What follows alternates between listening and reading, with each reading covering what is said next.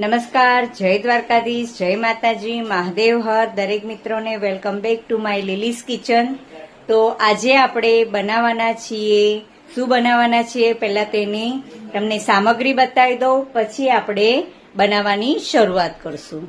અહીંયા મેં લીધેલી છે 1 છાલિયા જેટલી ખાંડ લીધેલી છે, 2 ચમચી કેસરવાળું દૂધ લીધેલું છે, 3 વાટકા મેં લીધેલા છે ખોપરું, એમ બારીક છીણેલું ખોપરું તૈયાર લીધેલું છે. તમે તમારા ઘરે સૂકું ખોપરું હોય તો છીણી અને સેજ એને અધકચરું મિક્સરમાં વાટી લેવાનું છે. ત્યારબાદ એલચીનો ભૂકો લીધેલો છે અને આપણે લીધેલી છે પિસ્તાની કાતરીઓ. તો આજે આપણે હવે બનાવવાના છીએ ખોપરા પાક. કારણ કે અધિક માસ આવી ગયો છે અને અધિક માસમાં લોકો ઉપવાસ એકટાણા કરતા હોય, એની માટે થોડું પણ સુગર આપણામાં હોવું જરૂરી છે. એટલા માટે આજે મેં ઓછી સાકરવાળી ખોપરા પાક બનાવવાની શરૂઆત કરું છું. ગેસની ફ્લેમને ચાલુ કરી દેવાની છે અને 2 ચમચી આપણે ઘી મૂકવાનું છે. વધારે ઘી મૂકવાનું નથી, કારણ કે ખોપરામાંથી પણ ઓલરેડી છૂટે, એટલે આ નાની એવી 1 થી 2 ચમચી જેટલું આપણે ઘી મૂકી દેવાનું છે અને ખોપરાને સેજ એવું આપણે શેકી નાખવાનું છે.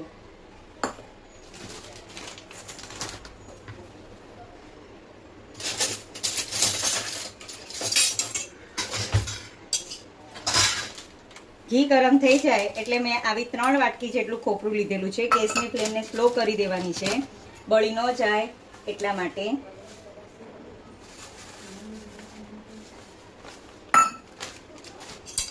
અને ધીમા ગેસે શેકી લેવાનું છે, કારણ કે આપણે ફ્રીજમાં રાખેલું હોય અથવા તો આપણે બહારથી લાવ્યા હોય ને સેજ એની અંદર આર્દ્રતા રહેલી હોય, એટલા માટે આપણે શેકી નાખીએ છીએ કે શેકવાથી ભેજ અંદર રહેલો હોય એ નીકળી જાય. બાકી લોકો શેકે કે ન શેકે ખબર નહીં, પણ હું સેજ 5 મિનિટ માટે આપણે શેકી નાખવાનું છે.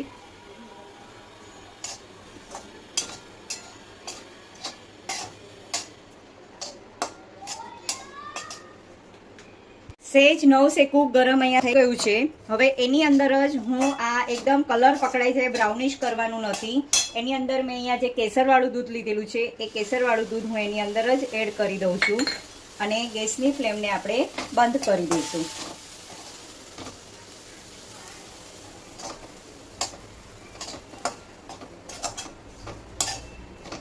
એટલે ઓરેન્જ કલર ટાઈપ તમે અથવા તો કલર પણ તમે યુઝ કરી શકો છો. મેં આમાં કલર યુઝ કર્યો નથી, કલર વાપર્યો નથી.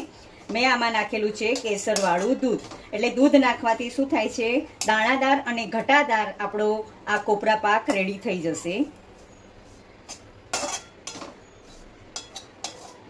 સેજ તમને એમ લાગે કે ખોપરું ગરમ થઈ ગયું છે એટલે આપણે આ કેસરવાળું દૂધ એડ કરી દેવાનું છે.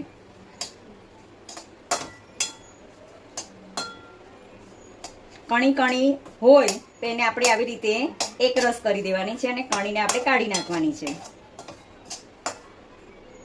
આ રીતે આપણે ખોપરું સુંદર મજાનું કલર સાથે એનો રંગ પકડાઈ ગયો છે. હવે આપણે એને સાઈડમાં મૂકી દઈએ અને હવે આપણે કરવાની છે ચાસણી. તો ચાસણી કેવી રીતે કરવાની, કારણ કે ચાસણી જ મેઇન છે. હરેકમાં મોહનથાળ બનાવો, ખોપરા પાક બનાવો કે કોઈ પણ તમે વસ્તુ બનાવો તો એમાં ચાસણી મેઇન મુખ્ય વસ્તુ છે. તો અહીંયા મેં જેટલા છાલિયા લીધેલા હતા એટલા પ્રમાણે મારું 1 છાલિયું અહીંયા છે સાકર, બરાબર. તો અડધું છાલિયું મારે શું લેવાનું છે, પાણી એડ કરવાનું છે. વધારે પાણી એડ કરવાનું નથી. આ રીતે.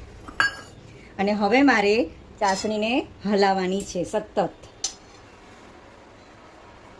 અહીંયા મેં આપણો છાલિયા જેટલું લીધેલું હતી સાકર, એના અડધા ભાગમાં મેં પાણી લીધેલું છે. ગેસની ફ્લેમને ચાલુ કરવાની છે અને ધીમા આંચે આપણે કરવાની છે, ધીમા આંચે.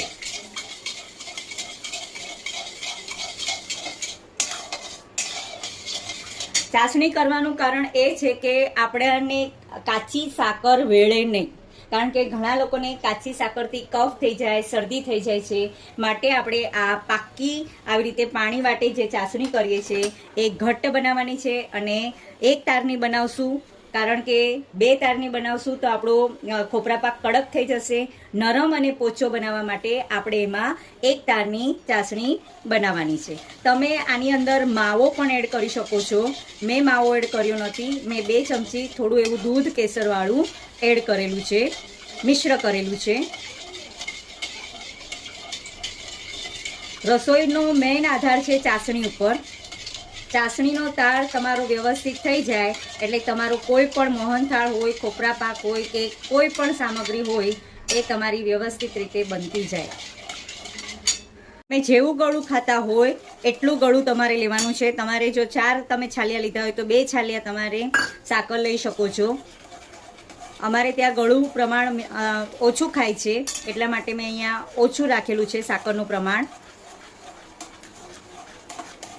કારણ કે આનાથી સુગર જલ્દી હાઈ થઈ જાય. અને આની જગ્યાએ તમે બુરુ સાકરનો પણ ઉપયોગ કરી શકો છો. મિશ્રી જે આવે છે એને પણ તમે ગ્રાઇન્ડ કરી અને ઉપયોગ કરી શકો છો. અહીંયા તમને પરપોટા જેવા પરપોટા આવતા દેખાતા જ હશે.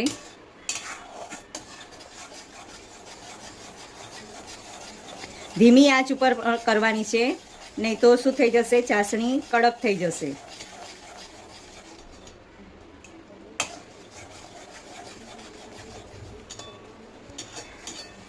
આ રીતે પરપોટા આવતા તમને જણાશે.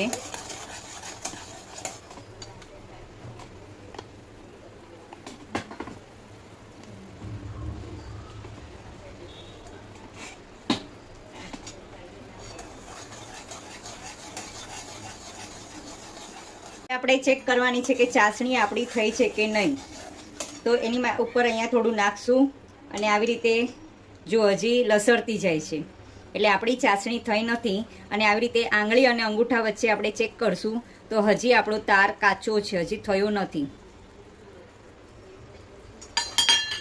ઘટ્ટ તાર બન્યો નથી. ઘટ્ટ તાર બને એટલે આપણે ગેસની ફ્લેમને બંધ કરી દેવાની છે.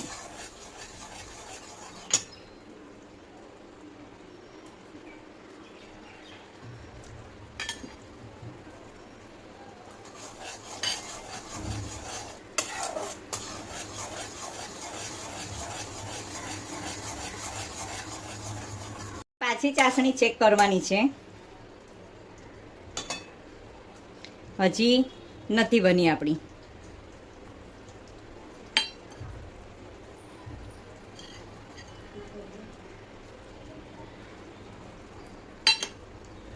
અહીંયા 1 તારની ચાસણી આપણી રેડી થઈ ગઈ છે. આવી રીતે ઘટ્ટ આંગળી અને અંગૂઠા વચ્ચે આપણે આવી રીતે ચેક કરી જોવાનું. થઈ જાય એટલે ગેસની ફ્લેમને આપણે બંધ કરી દેવાની. અને આની ઉપર જુઓ ચીટકીને જ રહી છે, નીચે પડ્યું નથી, જરા પણ ઢળતી નથી. અહીંયા જુઓ, આની અંદર પણ હું તમને બતાવું છું, બરાબર. એટલે આ ચાસણી આપણી રેડી થઈ ગઈ છે. એને 2-5 મિનિટ ઠરવા દેવાનું છે અને પછી આપણે શું કરવાની છે, ખોપરાની અંદર એડ કરી દેવાનું. તમે આની અંદર કલર પણ એડ કરી શકો છો, યલો કલર. મેં એની બદલે કેસરવાળું દૂધ ઉપયોગ કરેલો છે. હવે આ ચાસણીની અંદર જ આપણે એલચીનો ભૂક્કો એડ કરી દેવાનો છે અને હલાવી દેવાની છે આપણે આવી રીતે એકરસ.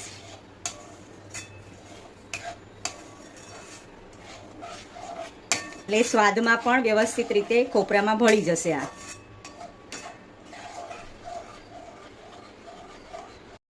હવે ચાસણી આપણી ઠંડી થતી ગઈ છે, એમાં આપણે થોડું થોડું એડ કરતા જશું.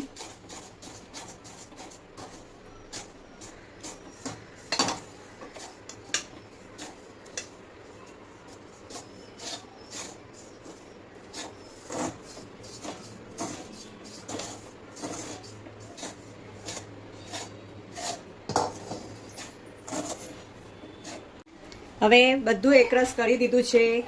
ગેસની ફ્લેમને ધીમી રાખી છે અને બધું એકરસ આવી રીતે કરી દેવાનું છે.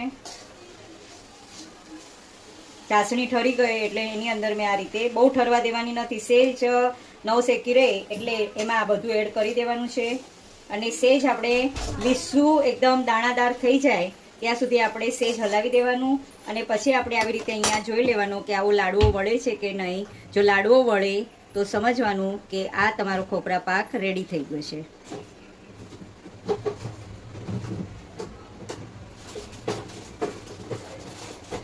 આ રીતે લાડવા વળશે. ગેસની ફ્લેમને હું બંધ કરી દઉં છું અને હવે હું શું કરું છું, ત્રાસની અંદર મેં એક ઘીથી લચપત્તો ત્રાસ કરી દીધેલો છે, થોડું ઘી નાખીને આજુબાજુ, જેથી આપણે જ્યારે પીસ કરીએ તો સરળતાથી એ પીસ ઉખડી જાય, એટલા માટે આપણે ત્રાસની અંદર એડ કર્યું છે. તો અહીંયા મેં આ ત્રાસ લઈ લીધેલો છે, ઘી લગાડી લીધેલું છે અને એની અંદર હવે આપણે આ ત્રાસની અંદર એડ કરતા જવાના છીએ.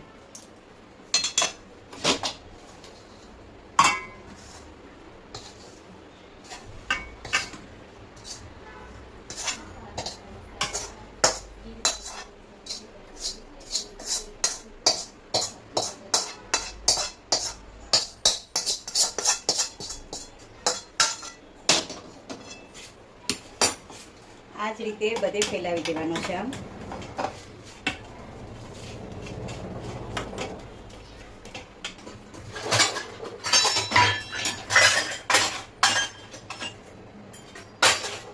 અહીંયા મેં છાલિયું લીધેલું છે, એ છાલિયાની મદદથી હું શું કરીશ, બધે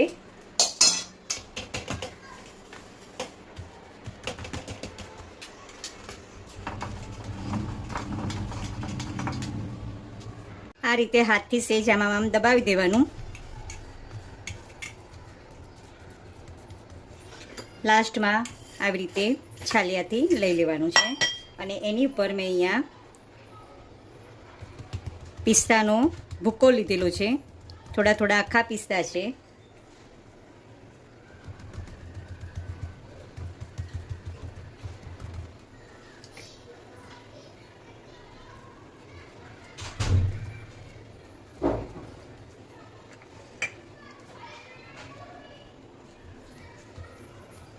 તમને એવું લાગે કે આમાં ઘી ઓછું પડ્યું છે કે મારાથી ચાસણી ઓછી થઈ ગઈ છે, તો સેજ દૂધ અથવા ઘી તમે એડ કરી શકો છો, એટલે પાછો હતો એવો ને એવો તમારો આ ખોપરા પાક સુંદર રીતે બની જશે.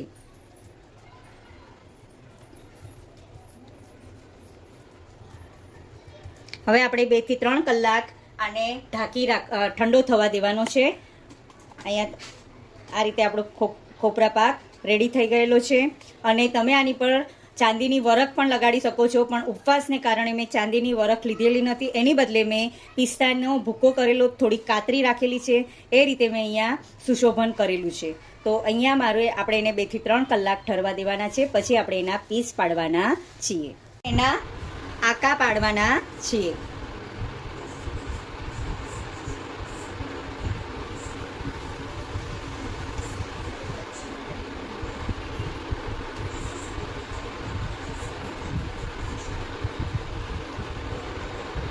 મેં આમાં કલરનો ઉપયોગ કર્યો નથી, ખાલી મેં આમાં નાખેલો છે કેસરવાળું દૂધ, એટલે તમને આવો થોડો દેખાય છે. બાકી તમે ફૂડ કલરનો પણ ઉપયોગ કરી શકો છો.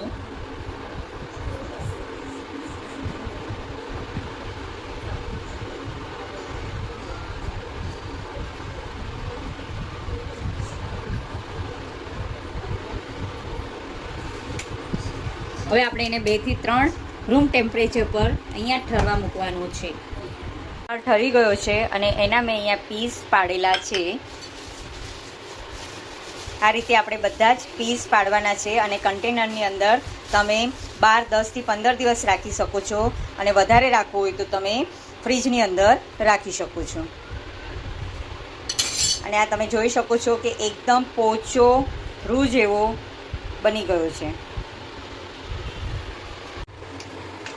આ પોચો રૂ જેવો તમે ખાઈ શકો એવો ખોપરા પાક રેડી થઈ ગયો છે. ખોપરા પાક રેડી થઈ ગયેલો છે.